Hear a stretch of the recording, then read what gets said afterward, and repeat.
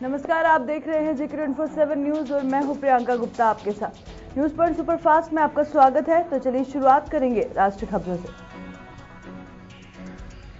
लोकसभा चुनाव से पहले मोदी सरकार आज अपना अंतरिम बजट पेश करने जा रही है और केंद्रीय मंत्री पीयूष गोयल बजट को पेश करेंगे। लोकसभा चुनावों को देखते हुए उम्मीद की जा रही है कि ये भले ही अंतरिम बजट हो, लेकिन इसमें सभी फायदे आम बजट की तरह मिलेंगे। कल से शुरू हुआ सांसद का बजट सत्र 13 फरवरी तक चलेगा और ये वर्तमान सरकार के तहत संसद का अंतिम सत्र होगा। सरकार बजट में वित्त वर्ष 2019-20 के कुछ महीनों के लिए ही टैक्स छूट का ऐलान कर सकती है, जिसको लेकर सरकार टैक्स में छूट का नया फॉर्मूला दे सकती है। केंद्र सरकार की नौकरियों में सामान्य वर्ग के गरीबों के लिए 10% आरक्षण आज से लागू हो जाएगा। केंद्र सरकार ने इसको लेकर पहले ही आदेश जारी किया। केंद्रीय विधि एवं न्याय मंत्रालय की ओर से जारी अधिसूचना के मुताबिक संविधान अधिनियम के जरिए संविधान के अनुच्छेद 15 और 16 में संशोधन किया गया। कांग्रेस ने इलेक्ट्रॉनिक वोटिंग मशीनों के साथ छेड़छाड़ के मुद्दे पर संयुक्त रणनीति पर चर्चा के लिए विपक्षी नेताओं की बैठक बुलाई। बैठक में विपक्ष के सभी बड़े नेता मौजूद होंगे और बैठक करके ईवीएम से छेड़छाड़ के मुद्दे पर चर्चा करेंगे, जहां चुनाव आयोग की शरण में की जा सकती है। विपक्षी दल चुनाव आयोग में आवेदन देकर मांग कर सकते हैं कि कुछ प्रतिशत वीवीपैट को ईवीएम से मिलान करना अनिवार्य बनाया जाना चाहिए। प्रधानमंत्री नरेंद्र मोदी के नेतृत्व वाली चयन समिति सीबीआई के नए निदेशक पर फैसला करने के लिए आज बैठक होगी। सीबीआई अभी किसी नियमित प्रमुख के बिना ही काम कर रहा है और समिति की ये दूसरी बैठक होगी, जहां 24 जनवरी को हुई बैठक का कोई नतीजा नहीं निकल पाया था। 10 जनवरी से खाली पड़े पद पर समिति के सदस्य सीजेआई रंजन गोगोई और कांग्रेस नेता खड़गे और पीएम मोदी आज फैसला लेंगे। एलएनजेपी अस्पताल में जूनियर और सीनियर डॉक्टरों के नाम सैलरी अकाउंट खोलकर 1.29 करोड़ रुपए की धोखाधड़ी का मामला सामने आया है। आरोपियों ने 2012 से 2014 के बीच 10 डॉक्टरों के फर्जी अकाउंट में रुपए ट्रांसफर करा लिए और वर्ष 2015 में हुई ऑडिट इस धोखाधड़ी का खुलासा हुआ था। हरियाणा के जींद उपचुनाव में मिली हार के बाद अब संयोजक ने सियासी चाल चली और कहा कि कांग्रेस अब भाजपा को नहीं हरा सकती। कोई नया राजनीतिक विकल्प भी भाजपा को हराने में कामयाब हो सकता है। और अब बात करेंगे अंतर्राष्ट्रीय खबरों की। यूरोपीय संघ में ब्रिटेन के अलग होने की प्रक्रिया ब्रेक्जिट करार को लेकर असमंजस की स्थिति बनी हुई है, जहां करार पर सरकार और विपक्षी दलों के बीच कोई सहमति बनती नजर नहीं आ रही। सदन हाउस ऑफ कॉमन्स नेता एंड्रियन लीजम से सांसदों से पूरे फरवरी काम करने के लिए तैयार रहने को कहा है और सांसदों की फरवरी की छुट्टियों को रद्द करने की भी घोषणा की गई है। अमेरिकी खुफिया एजेंसी ने रिपोर्ट जारी कर कहा है कि पाकिस्तान में बैठे आतंकवादी भारत में होने वाले लोकसभा चुनाव के दौरान जगह जगह दंगे फैलाने का मंसूबा बनाए बैठे हैं। चीनी विदेश मंत्रालय के प्रवक्ता गैंग शुगाओ ने कहा कि न्यूक्लियर नॉन प्रोफेशनल ट्रीटी का एप्लीकेशन को लेकर दोहरे मापदंड नहीं होने चाहिए। चीन को लगता है कि भारत जैसा देश जिन्होंने न्यूक्लियर नॉन ट्रीटी पर हस्ताक्षर नहीं किए, उन्हें एनएसजी में प्रवेश नहीं दिया जाना चाहिए। और अब रुक करेंगे उत्तर प्रदेश की खबरों का। मुजफ्फरनगर में वकीलों में प्रशासन के खिलाफ निष्पक्ष जांच के लिए धरना देने की चेतावनी जारी की थी, तो जो अब धरना 5 फरवरी तक के लिए स्थगित कर दिया गया। लखीमपुर खीरी में समस्याओं को लेकर भारतीय किसान यूनियन ने पंचायत की, जिसने किसानों की समस्याओं को लेकर मंथन किया गया। गोंडा में एक नाबालिग के साथ दुष्कर्म की घटना को अंजाम दिया गया, जहां आरोपी के खिलाफ परिजनों ने मामला दर्ज करा दिया है और पुलिस आरोपी की तलाश में जुट गया है। गाजियाबाद में एक महिला ने पुलिसकर्मी की बदसलूकी से परेशान होकर आत्महत्या का प्रयास किया, जहां महिला थाने में स्कूल टीचर के खिलाफ शिकायत करने पहुंची।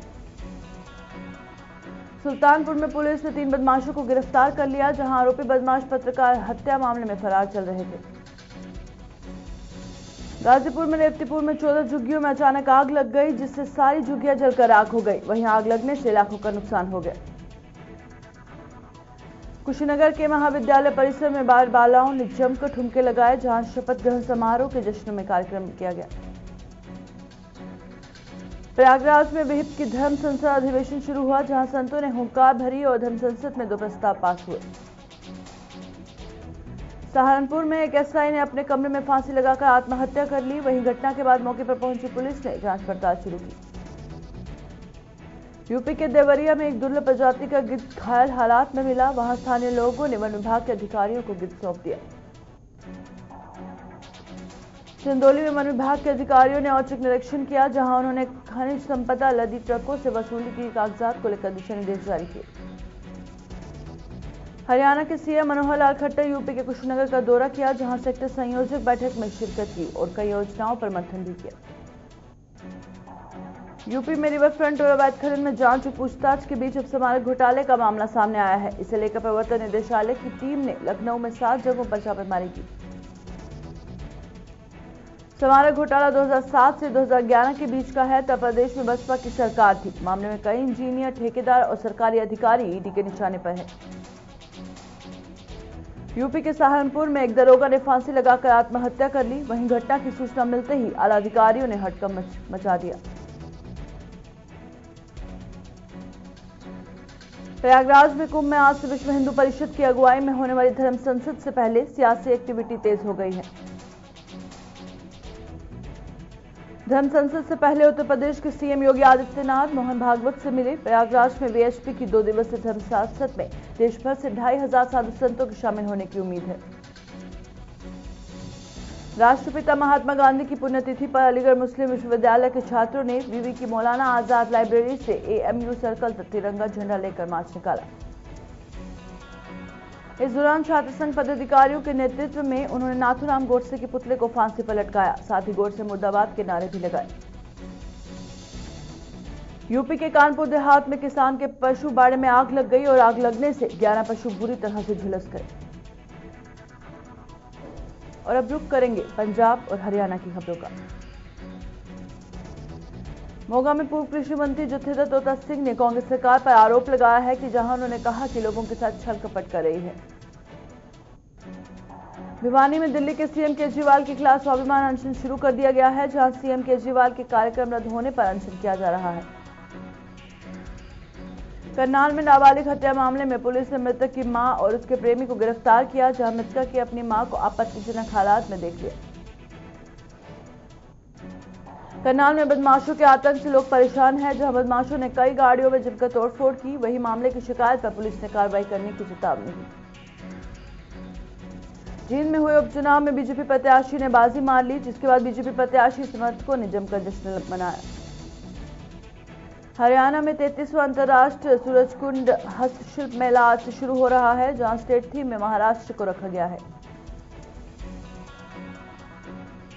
अंबाला में एक युवती 6 महीने से लापता है, जिसका कोई भी सुराग नहीं लग रहा और परिजनों का कहना है कि पुलिस शिकायत के बाद भी कोई कार्रवाई नहीं कर रही।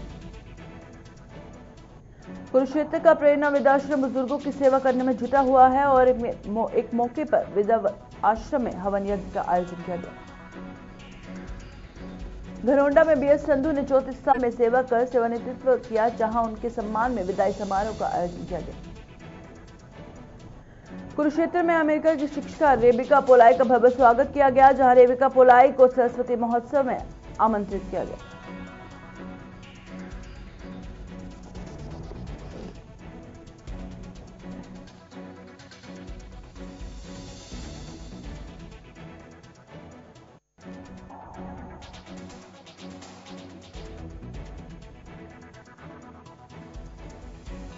गुरुग्राम में विज्ञान प्रदर्शनी का आयोजन किया गया, जिसमें 65 विद्यालयों ने हिस्सा लिया और सीबीएसई की joint secretary doctor Shweta Singh ने शिरकत की। जालंधर में रिहायशी इलाके में चीते को देखकर लोगों ने हड़कंप मचा दिया, जिसके बाद वन विभाग ने कड़ी मशक्कत के बाद चीते को पकड़ लिया। हरियाणा की बीजेपी सरकार का 5वां और अंतिम बजट सत्र फरवरी के तीसरे दिन सप्ताह में शुरू होगा और 20 या 21 फरवरी को विधानसभा सत्र शुरू होने की उम्मीद है। सीएम मनोहर लाल खट्टर अपनी सरकार अपने अंतिम बजट में हर वर्ग के लिए रियासतों का पिटारा खोल सकती है, क्योंकि प्रदेश में इसी साल विधानसभा चुनाव होने हैं। सेलिब्रिटी क्रिकेट लीग सीसीएल के कप्तान अशोक पुनिया शादी के बंधन में बंध गए हैं। उन्होंने नेशनल बॉक्सर पूजा सिंह को अपना हमसफर बनाया। और अब एक नजर डालेंगे बिहार और झारखंड की खबरों पर। धनबाद में एक सड़क दुर्घटना हो गई, जिसमें एक बच्चे की मौत हो गई, जिसके बाद मृतक के परिजनों ने आरोपी कार चालक के खिलाफ कार्रवाई की मांग की। जब्त की गई संपत्तियों में पटना से सटे धनौद में 2 जमीन के प्लॉट और दानापुर के सुगना इलाके में एक प्लॉट को जब्त किया गया। पटना में कांग्रेस के नेता शशि थरूर के खिलाफ धार्मिक भावना को आहत करने के आरोप में शिकायत दर्ज करवाई है और ये शिकायत पटना मुख्य न्यायिक मजिस्ट्रेट के सामने दर्ज करवाई गई। शशि थरूर ने सीएम योगी के प्रयागराज दौरे के दौरान संगम स्थान पर तंज कसा था। इसी मामले को लेकर उनके खिलाफ शिकायत दर्ज की गई। नक्सलियों की पामेड़ एरिया कमेटी भाकपा में सरकार के सामने विकास पाने के लिए मांगे रखी गई। उनका कहना है कि बस्तर में हथियारबंद जवानों की बजाय डॉक्टर, प्रोफेसर और शिक्षक भेजे जाए। मुजफ्फरपुर में जागरूकता अभियान कार्यक्रम का आयोजन किया गया, जहां चित्रकला प्रश्नोत्तरी प्रतियोगिता का आयोजन हुआ। बिहार के सोपोर में सगी बहनों के साथ दुष्कर्म के आरोप में एक अंतर्राष्ट्रीय संत को पुलिस ने गिरफ्तार किया। राष्ट्रीय जनता दल के वरिष्ठ नेता रघुवंश प्रसाद सिंह ने कहा कि बीजेपी के खिलाफ राष्ट्रीय विकास बनाने के लिए सभी गैर बीजेपी दलों को गठबंधन में आना होगा। बिहार के पटना में सीबीआई की एक विशेष अदालत में आय से अधिक संपत्ति अर्जित करने के मामले में पूर्व आईएएस को 3 साल की सजा सुनाई और साथ ही 20,000 रुपए का जुर्माना भी करवाया। बिहार के पूर्णिया में विधायक ने 4 करोड़ की लागत से बनी सड़क का शिलान्यास किया और साथ ही विधायक ने कहा कि सभी सड़कों का निर्माण जल्द पूरा किया जाएगा। और अब नजर डालेंगे मध्य प्रदेश की खबरों पर।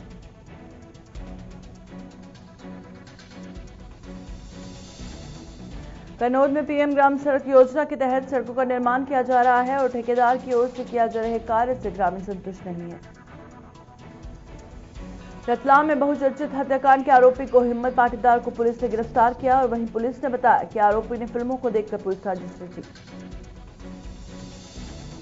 कांग्रेस सांसद ज्योतिरादित्य सिंधिया विधानसभा चुनाव में जीत के बाद मुंगलावी पहुंची और साथ ही उन्होंने कहा कि जनता ने जो विश्वास कांग्रेस पर दिखाया उसे कांग्रेस कभी टूटने नहीं देगी। मध्य प्रदेश के मालवा में अज्ञात कारणों की वजह से 35 गायों की मौत हो गई। वहीं बीजेपी कार्यकर्ताओं ने प्रशासन की लापरवाही पर आरोप लगाया। उज्जैन में सड़क हादसे में मारे गए 12 लोगों के परिजनों से कैबिनेट मंत्री तुलसी सिलावट मिलने पहुंचे और हर संभव मदद का आश्वासन दिया। और अब वक्त हो चला है महाराष्ट्र और गुजरात की खबरों का। गुजरात के बनासकांठा में एक युवक की पानी में डूबने से मौत हो गई, जहां युवक नर्मदा कैनाल के पास जेसीबी से दीवार तोड़ने पर काम कर रहा था। थाने में एक प्रेमी ने अपनी प्रेमिका पर चाकू से वार कर घायल कर दिया, जिसके बाद खुद को भी चाकू मारकर घायल कर लिया। महाराष्ट्र के नांदेड़ में पुलिस ने कॉफी सेंटर में छापा मारकर मारा, जहां पर नाबालिग लड़के और लड़कियों को अश्लील हालात में पकड़ा गया। नवी मुंबई में पुलिस ने अपराधों को लेकर प्रेस वार्ता को संबोधित किया और वहीं पुलिस के आलाधिकारी ने कहा कि बीते 1 साल में अपराध का ग्राफ नीचे गिरा है। शिरडी में नासिक रोड में साईं भक्तों में भारी के बस का टायर फटने के टेम्पो से टकरा गई, जिसमें 13 साईं भक्त जख्मी हो गए। और अब बात करेंगे कारोबार की खबरों में। बजट से पहले बाजार में शानदार तेजी देखने को मिली है। कारोबार में निफ्टी के शेयर बढ़त पर बंद हुआ और वहीं सेंसेक्स में शेयर बढ़त पर बंद हुआ। रुपए ने जोरदार आगाज किया और डॉलर के मुकाबले रुपया 17 पैसे की जोरदार बढ़त के साथ 70.95 के स्तर पर पहुंच गया। पेट्रोल डीजल की कीमतों में गिरावट जारी है और पेट्रोल के दाम में 10 पैसे और डीजल के दाम में 9 पैसे की कमी आई है। सराफा बाजार में सोना चांदी की कीमतों में एक नया रिकॉर्ड बनाया। शादी के सीजन में डिमांड होने की वजह से जहां चांदी 7 माह के उच्चतम स्तर पर पहुंच गई है और वहीं सोना 34,000 के पार चला गया है। अब ऐप से कैब बुक करने वाले लोगों को सफर से दौरान चालक से तमीज से पेश आना पड़ेगा और ऐसा नहीं करने पर उनको आजीवन कैब बुक करने से रोक दिया जाएगा। और अब नजर डालेंगे जम्मू कश्मीर की खबरों पर। शौर्य चक्र विजेता शहीद सैनिक औरंगजेब के पिता मोहम्मद हनीफ प्रधानमंत्री नरेंद्र मोदी के 3 फरवरी को जम्मू के दौरे के दौरान बीजेपी में शामिल हो सकते हैं।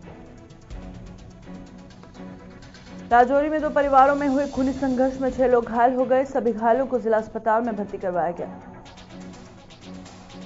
राजौरी में करीब 1 माह से लोगों को पीने का पानी नहीं मिल रहा, जिस कारण ग्रामीणों को दिक्कतों का सामना करना पड़ रहा है। जम्मू कश्मीर के पुलिस महानिदेशक दिलबाग सिंह ने पुलिस अधिकारियों को युवाओं में जिहादी मानसिकता पैदा करने और उन्हें आतंकवाद की तरफ धकेलने वाले तत्वों के खिलाफ कठोर कार्रवाई के निर्देश दिए। कठुआ में सेना की भर्ती में धांधली का आरोप लगाते हुए बड़ी संख्या में अभ्यर्थियों ने जम्मू पठानकोट नेशनल हाईवे पर उतर आए और प्रदर्शन शुरू कर दिया। और अब एक नजर डालेंगे उत्तराखंड की खबरों पर।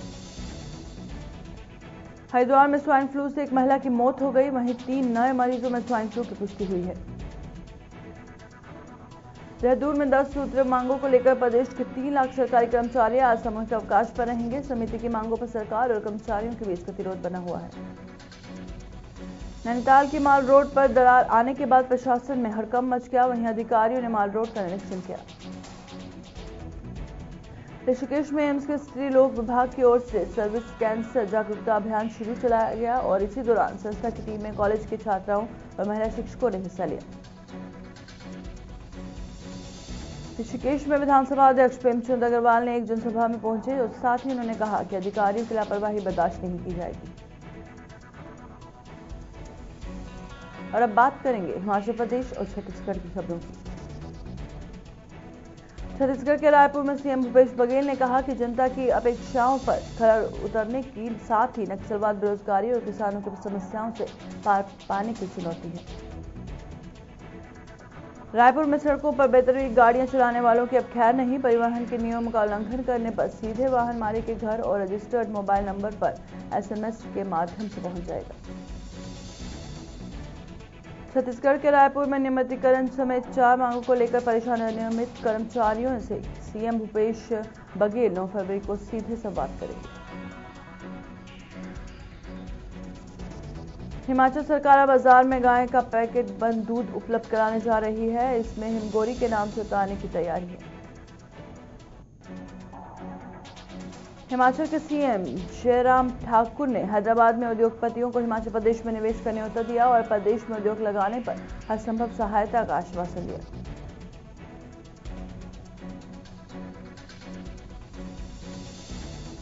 और अब बात करते हैं मनोरंजन की खबरों की। गौहर खान को उनके घर के बाहर स्पॉट किया गया और इस दौरान गौहर कैजुअल लुक में नजर आई और वो इस अवतार में काफी खूबसूरत लग रही थी। बॉलीवुड के चॉकलेटी बॉय शाहिद कपूर को उनकी जिम के बाहर स्पॉट किया गया। शाहिद इन दिनों अपनी आने वाली फिल्म को लेकर तैयारियों में बिजी हैं। फिल्म ऐतराज में वैम्प का किरदार करने वाली प्रियंका चोपड़ा एक बार फिर बड़े पर्दे पर एक नेगेटिव किरदार करने जा रही हैं। प्रियंका चोपड़ा ने हाल ही में एक टॉक शो के दौरान मां मधु चोपड़ा से जुड़ा बड़ा खुलासा किया। प्रियंका ने बताया कि शादी में मां की तुलना में मेरी मेहमानों की लिस्ट काफी छोटी थी, इसी वजह से मां मुझसे नाराज थी। छोटे पर्दे के मशहूर एक्टर राहुल दीक्षित ने आत्महत्या कर ली है। पुलिस ने बताया है कि इस घटना से जुड़ा अभी तक उन्हें कोई सुराग नहीं मिल पाया है।